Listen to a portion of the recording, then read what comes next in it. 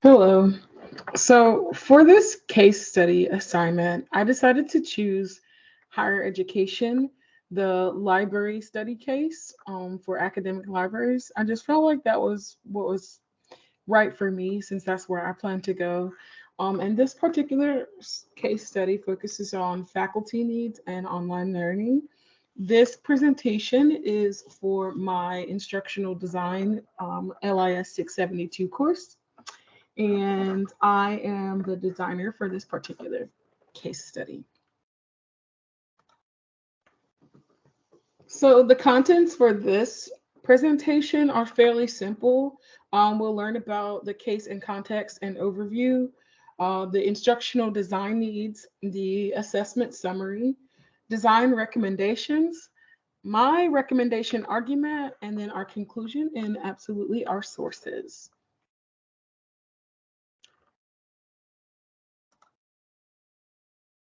So, for the context of the case, who are our learners? Obviously, this case study is geared toward distance educators, but it also will reach the distance learners because that's who's learning from the educators. And this is mostly for faculty and librarians that are helping those distance educators and distance learners. Where is the instructional and learning take place? They're all online. However, the online resources are being applied to the University of Wyoming, UW's Casper College Center, 9 outreach centers, the Cooperative Extension Service Center at multiple locations. I believe it's in every county, as well as the Wind River Indian Reservation. For our overview, we'll discuss who the stakeholder, identifying the stakeholder needs, developing an action plan, improving accessibility, implementing feedback mechanisms, communicating changes, enhancing the user experience, and promoting continuous improvement. As far as the instructional design needs, um, for the needs assessment, we want to they decided to use a survey to find where they were lacking as an institution as far as the library sharing and giving the information to the online teachers, online educators, distance learners. And then there's various needs perspectives that we were able to identify. So, to make distance educators aware of what resources were available to them via the library, because the survey yielded that not all the respondents were aware that they even had access to the UW libraries. However, more than one indicated that they were not using library services at all, including statements like, to my knowledge, I have no access to the library services, and if I did, I would probably use them. So that was one of the big things that I took from that. And then lastly, but not leastly, to increase the use of the electronic reserves system. It's an underutilized source for distance instructors because the survey results showed that many instructors were either leery about or ignorant of the copyright issues relating to the course readings. Only 17% of the respondents were using the electronic reserves, while 66% indicated that they were placing articles directly in the online course management system.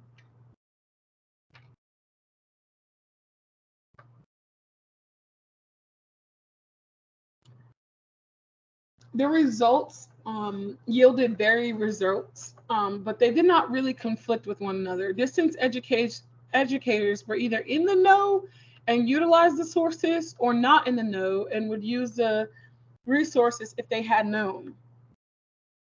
The suggestions offered as a response to the survey results fell into two categories: electronic access to proprietary content and information literacy instruction.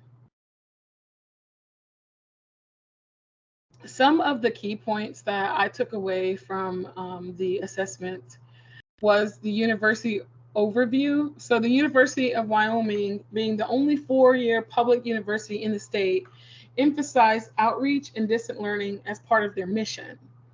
In the distance education statistics, over 20% of students at the university were enrolled in distance programs, and the outreach school provided various degree programs for distance students, and the survey targeted instructors to access those library needs. For library services, the university library was committed to meeting the information and research needs of all the students and instructors, regardless of their location. For survey and design methodology, the authors conducted phone interviews with distance educators to identify library services used and perceived barriers. They had a 9-question electronic survey that was based on the interviews and distributed to all the instructors in teaching throughout the school.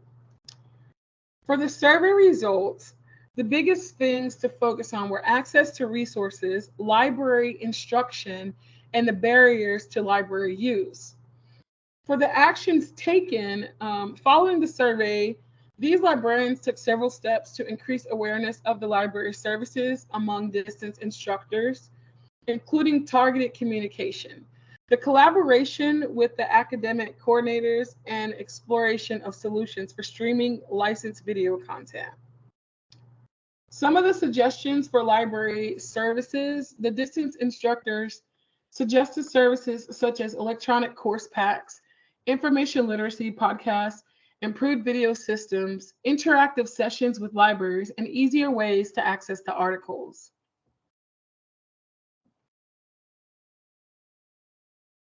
So for the design recommendations, my recommendations following this survey and reviewing the results, um, I was able to identify the next 3 steps the design team should take and then make my argument for those steps. So, of course, enhance marketing and awareness campaign. Since awareness was identified as one of the significant barriers, the authors should continue and potentially expand their efforts to increase awareness of library services among distance instructors. This could involve targeted communication campaigns, workshops, and orientation sessions. Secondly, I believe they should evaluate the effectiveness of their implemented solutions. So, for the solutions that are already implemented, such as the targeted letters and the promotional materials, the authors should assess their effectiveness. And this could involve feedback surveys, tracking usage statistics, or gathering qualitative feedback from those distance instructors. Lastly, I believe that they should create and implement regular feedback mechanism. This could be establishing a regular feedback with distance faculty to help in continuously assessing their evolving needs. This will involve periodic surveys. My big one is focus groups, or it's just some informal feedback sessions like staff appreciation muffins. We all love muffins. For the recommendation arguments, um, for me myself, I'm gonna be sharing what I specifically did while I was working as a library technician most recently. So digging deeper into the marketing awareness, I've seen firsthand how marketing and awareness campaigns can draw the attention of students, staff, and faculty. Most often, as librarians, we know that free swag and free food will bring everyone together. And what's more is that we know to take advantage of that situation by showing how to on digital resources or any other available resources that might not be well known. So post-COVID lockdown, I showed students how the library staff, which was mostly just me as a library tech, sanitized the books before reshelving. This simple 30-second video garnered a lot of attention and interest from our online users. And it triggered an effect where students would see that I've logged on onto our Instagram or our Facebook Live, and they would all join in and ask me questions. I have a quick video on what happens when I share the tutorial of me doing the, let me see if I can make this bigger, tech difficulties. So let's see.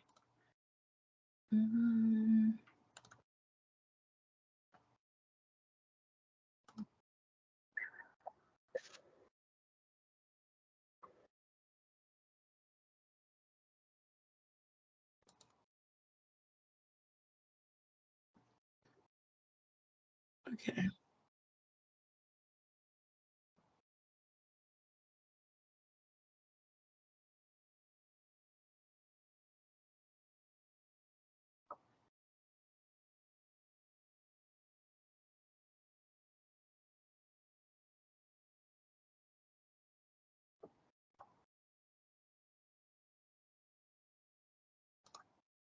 So yeah, that was a quick video on how um, I showed how our book sanitizer worked in the back room.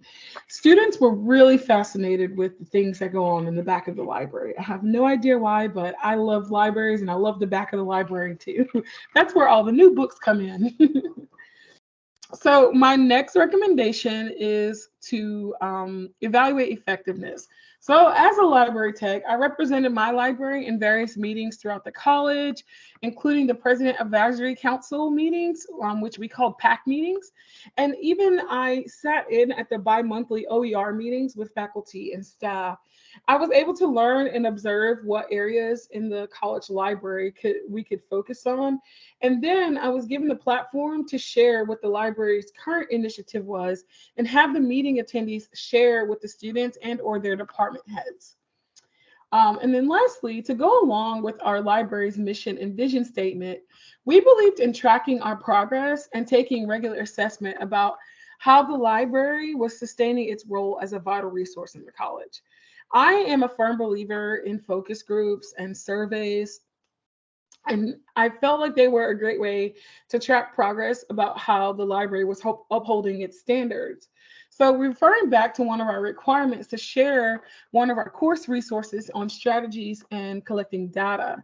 So, when hosting focus groups, the group leader should always accept responses in a non judgmental manner, avoid making decisions or comments about the group members' work, and encourage the atmosphere of openness and mutual respect. I think that that could garner the results that you would be looking for in your library.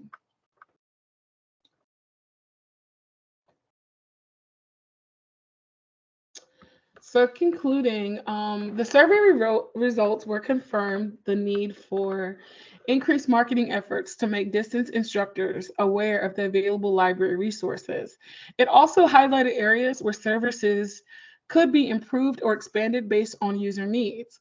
The proposed design recommendations will help the University of Wyoming's library staff remain updated and relevant to its users.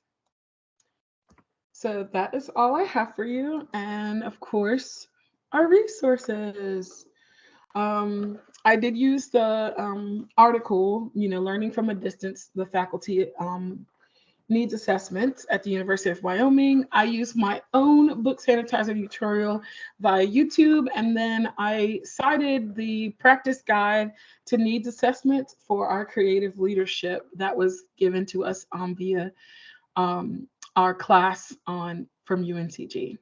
Thank you so much for watching.